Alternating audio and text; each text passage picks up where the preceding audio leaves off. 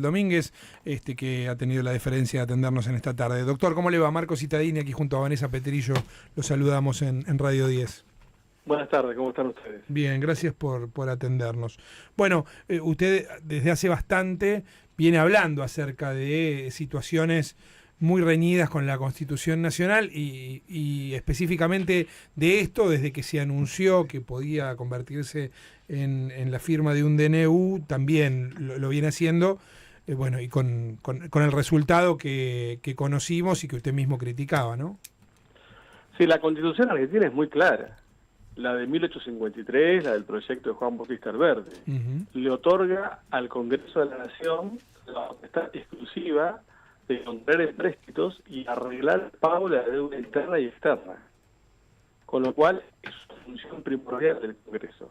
También la Constitución establece, cuando se den circunstancias excepcionales, objetivamente verificables, como puede haber sido lo que sucedió en Bahía Blanca en estos días, y no puede funcionar una catástrofe de estas características, que no pueda funcionar el Congreso, no se trata de ciertas materias, como penal, tributario, de los partidos políticos electoral, si podrá dictar un decreto de necesidad de urgencia, pero que no se cumpla las condiciones, el decreto es nulo, no legal, absoluta e insanable.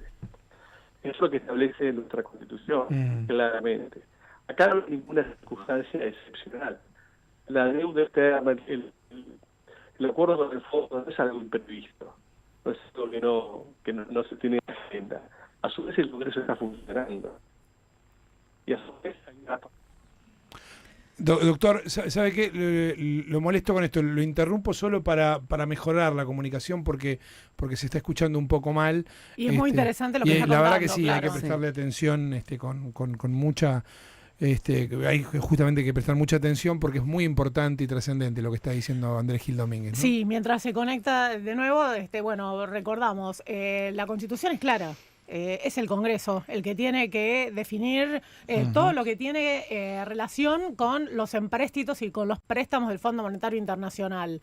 Ir por un decreto de necesidad de urgencia no va para estos casos. No va, la Constitución es clara, las normas son claras, hay que ver, ya te digo, está en la justicia, hay que ver si un juez se anima a aplicarle una suspensión o si directamente espera que este tema lo defina la política. Claro.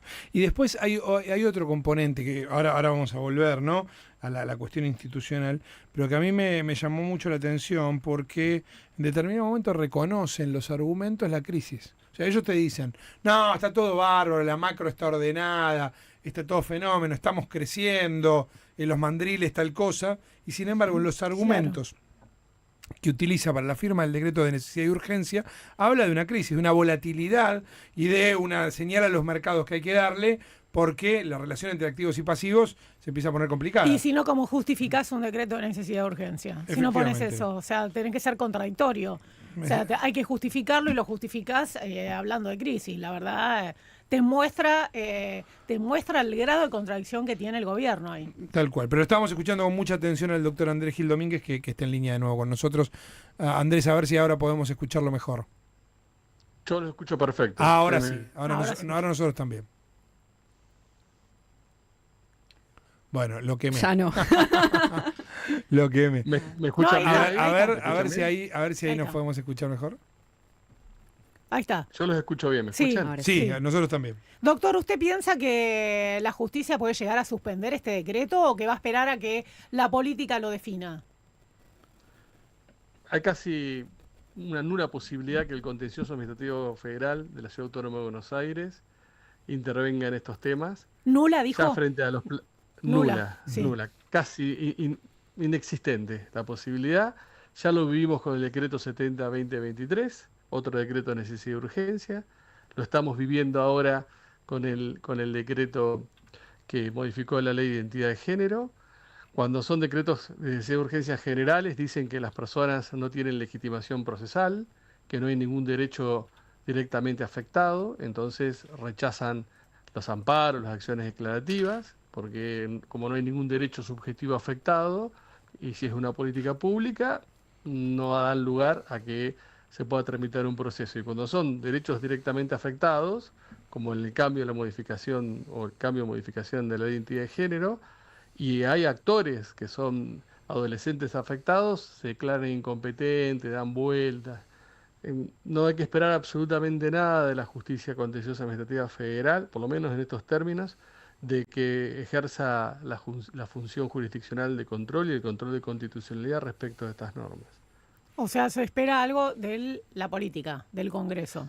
Sí, el Congreso tiene la posibilidad de rechazar este decreto. Se necesita por una ley que fue sancionada en la época de Cristina Fernández de Kirchner, se necesita de forma inconstitucional que el rechazo de ambas cámaras.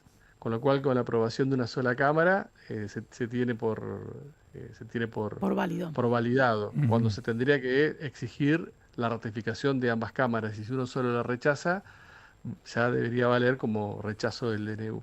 Con lo cual tenemos una situación muy particular porque la justicia ha renunciado a controlar estos excesos antirrepublicanos y neofascistas del gobierno, y por otro lado el Congreso, con el control político ulterior con esta ley, hace que con no muchos votos se tenga capacidad de bloqueo del control político ulterior.